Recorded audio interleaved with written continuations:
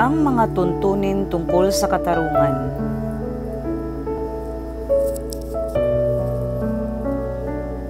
Huwag kayong gagawa ng anumang pahayag na walang katotohanan. Huwag kayong magsisinungaling para lamang tulungan ang isang taong may kasalanan. Huwag kayong makikiisa sa karamihan sa paggawa ng masama o sa paghadlang sa katarungan.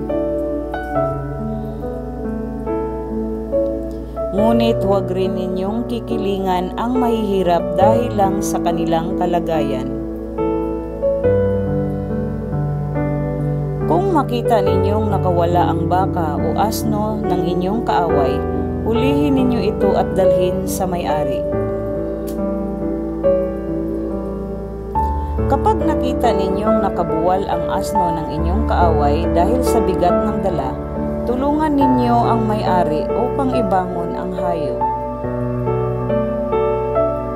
Huwag ninyong pagkakaitan ng katarungan ang mahihirap. Huwag kayong magbibintang ng walang katotohanan. Huwag ninyong hahatulan ng kamatayan ng isang taong walang kasalanan. Paparusahan ko ang sino mang gagawa ng ganoon.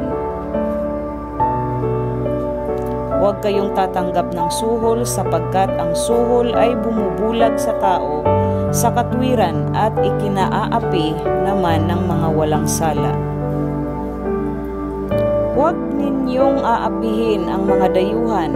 Naranasan na ninyo ang maging dayuhan sapagkat kayo man ay naging dayuhan din sa Ehipto.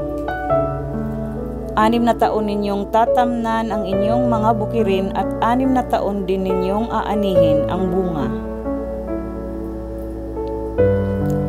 Sa 7 taon, huwag ninyo itong tatamnan at huwag din ninyong aanihin ang anumang tutubo roon. Bayaan na ninyo iyon sa mga kapatid ninyong mahirap at ang matira ay ipaubaya na ninyo sa mga maiilap na hayop. Ganon din ang gagawin ninyo sa inyong mga ubasan at taniman ng olibo. 6 na araw kayong magtatrabaho, ngunit sa 7 araw ay titigil kayo sa paggawa upang makapahinga rin ang inyong mga baka, asno, alipin at ang mga manggagawang dayuhan. Pakinggan ninyong mabuti itong mga sinasabi ko sa inyo. Huwag kayong mananalangin sa mga Diyos-Diyosan, ni babanggitin man ang kanilang pangalan. Ipagpipista ninyo ako ng 3 beses isang taon. Ipagdiriwang ninyo ang pista ng tinapay na walang pampaalsa, tulad ng sinabi ko sa inyo. 7 araw na huwag kayong kakain ng tinapay na may pampaalsa. Ito'y gagawin ninyo sa takdang araw ng unang buwan, ang buwan ng pag-alis ninyo sa Ehipto. Walang haharap sa akin ng walang dalang handog. Ipagdiriwang din ninyo ang pista ng pag-aani tuwing aanihin ninyo ang unang bunga ng inyong mga bukirin.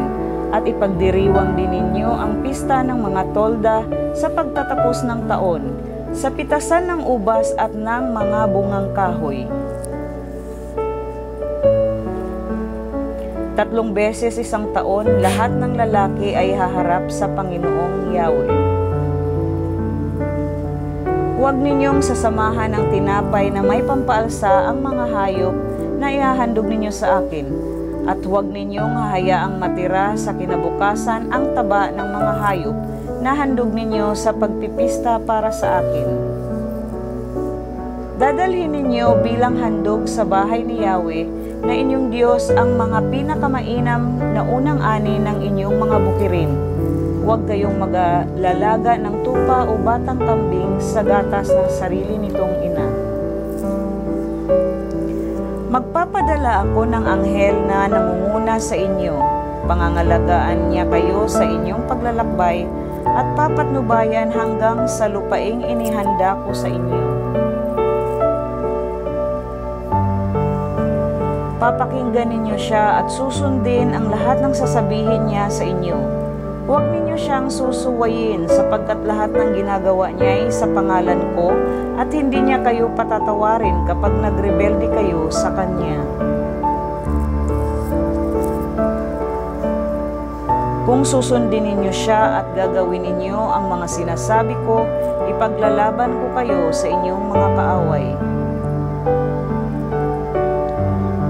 Pangungunahan kayo ng aking anghel patungo sa lupain ng mga Amoryo, Heteo, Perezeo, Cananeo, Hevita at Hibosyo, at sila'y lilipulin ko.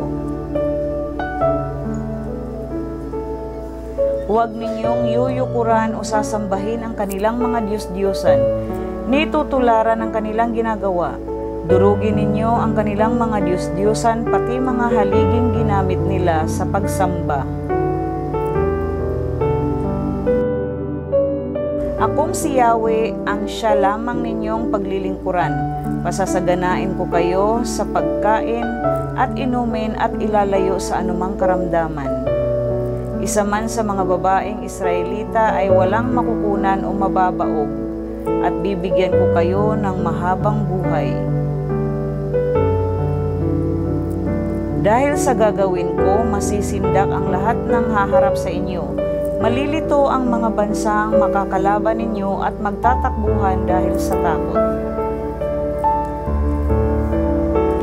Habang kayo'y papalapit, guguluhin ko ang inyong mga kaaway at palalayasin ko ang mga Hevita, Cananeo at Heteo sa kanilang lupain. Hindi ko muna sila paalisin lahat sa loob ng 1 taon para hindi mapabayaan ang lupain at nang hindi dumami ang mga may ilap na hayop. Unti-unti ko silang paalisin hanggang sa dumami ang inyong mga anak. Ang magiging hangganan ng inyong lupain ay mula sa dagat na pula hanggang sa dagat Mediteraneo at mula sa ilang hanggang sa ilog Euphrates. Ipapalupig ko sa inyo ang mga taga roon at sila'y inyong palalayasin. Huwag kayong makikipagtipan sa kanila o sa kanilang mga diyos-diyosan. Huwag ninyo silang patitirahing kasama ninyo sa lupaing sasakupin ninyo, at baka mahikayat nila kayong magkasala sa akin.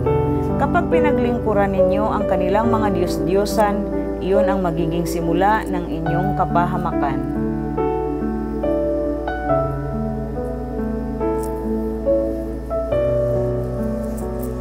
Thank you so much for watching. Please like, share, and subscribe.